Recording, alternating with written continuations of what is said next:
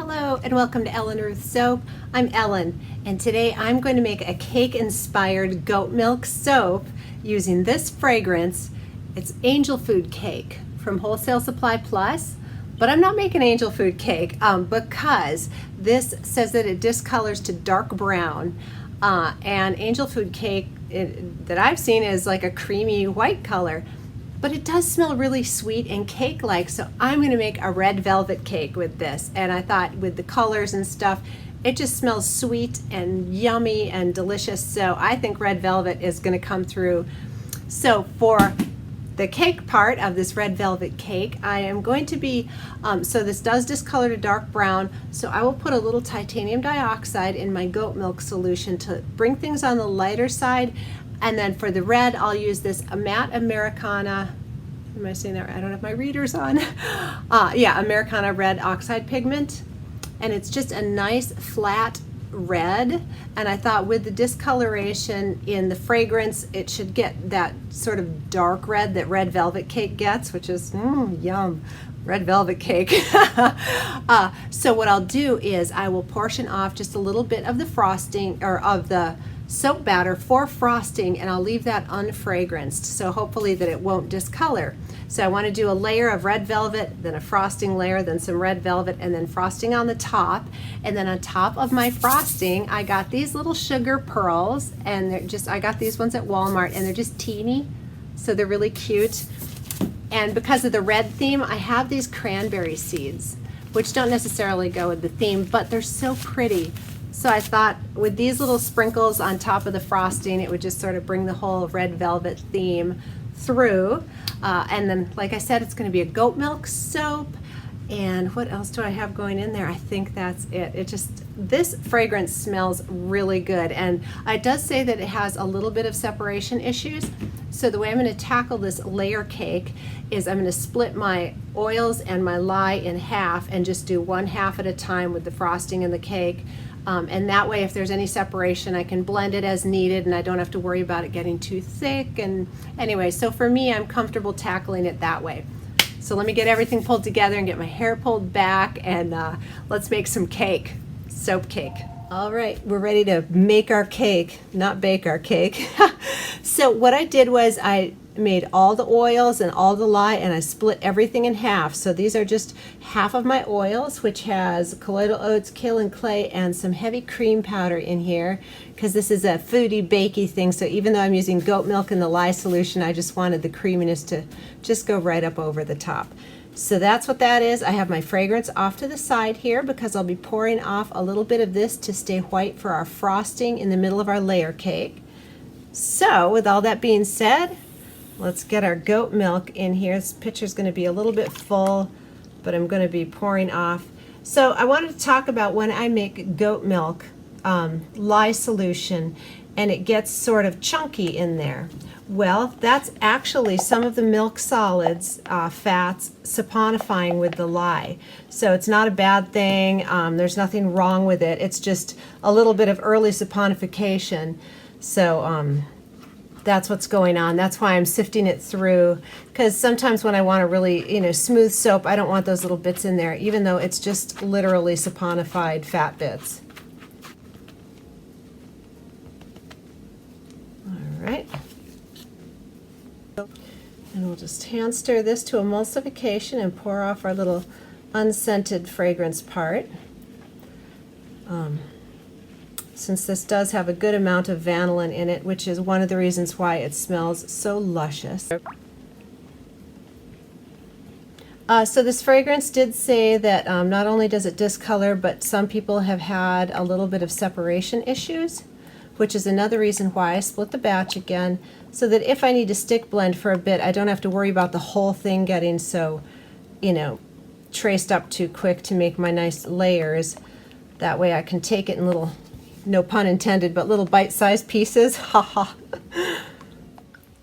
All right, so we've got emulsification.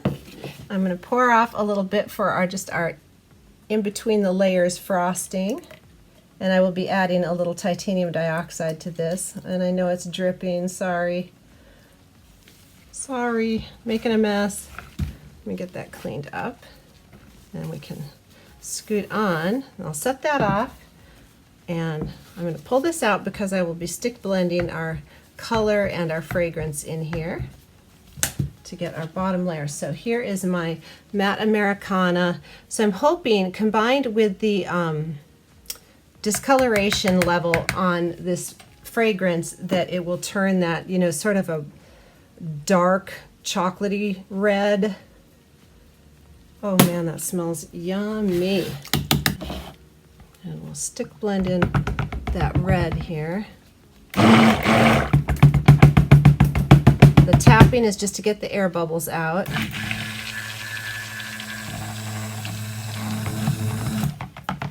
Yep, it's a little separation. So that's okay. We'll just go ahead and stir, stir, stir. A little bit of ricing. You can see the little dots there, but it's smoothing out pretty good now, so that was not bad. I've seen some ricing fragrances that are crazy. That's really not bad. So we're good to go.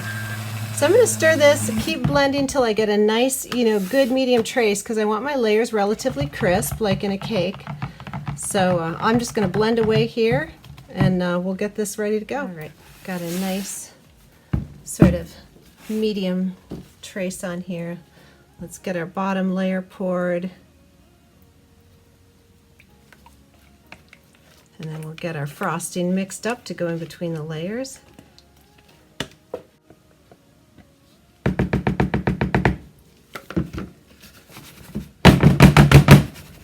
All right, we'll set this off to the side and get on to our frosting. All right, so I've got my pre-mixed titanium dioxide, and this has some little marbles in there. It's 1 part TD to 2 parts warm water when I mix it, and I do put a little preservative in here because I don't use it too fast. Just going to give it a little squeeze, not too much, but just want to make sure it stays nice and light.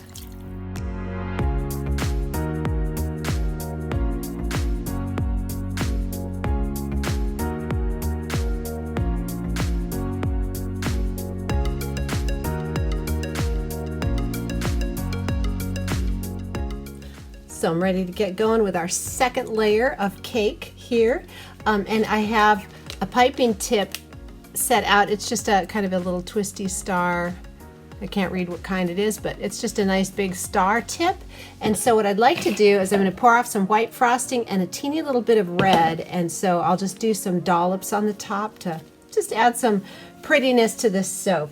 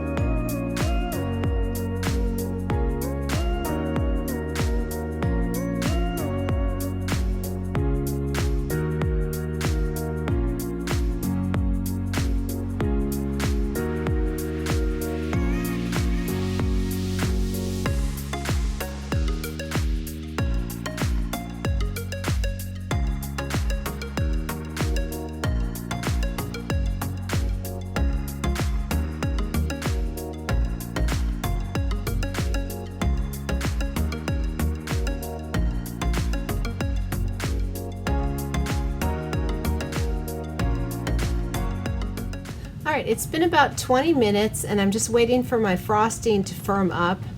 And I just wanted to show you a frosting test. And this is funny, I blended, and titanium dioxide will speed up trace a little bit too, and I blended this one a bit more than this one. So one of the ways to tell if your frosting is ready, this one obviously isn't because it's dripping off of my spatula, but also is to lift it up, put it on the side, and if it drips down, it's not ready.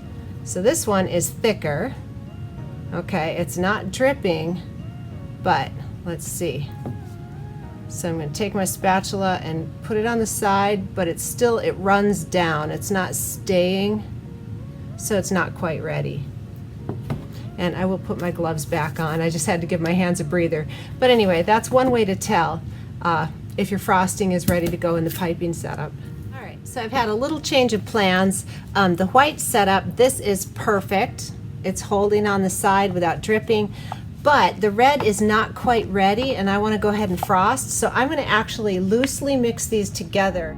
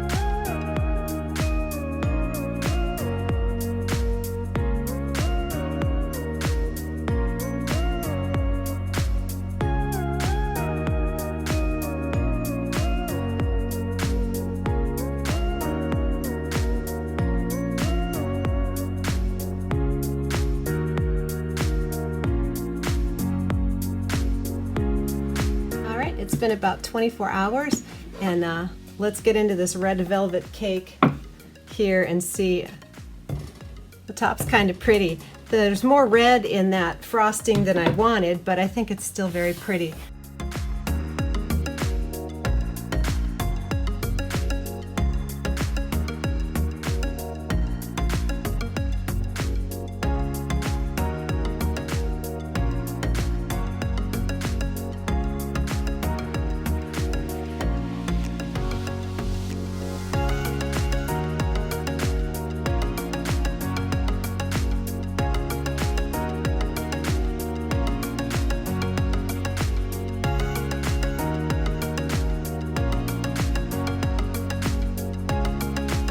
Time to cut, and I have it on its side because of the little cranberry seeds. I just want to make sure I don't get too many drag marks, but before I cut I have to tighten up my wire.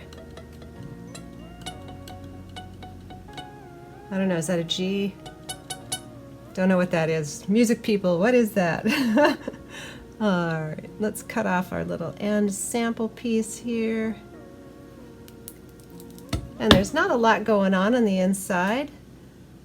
Just a layer cake, but I think that's really fun.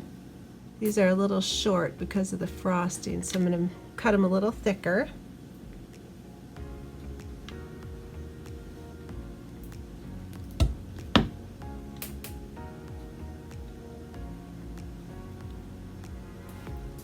And there we go.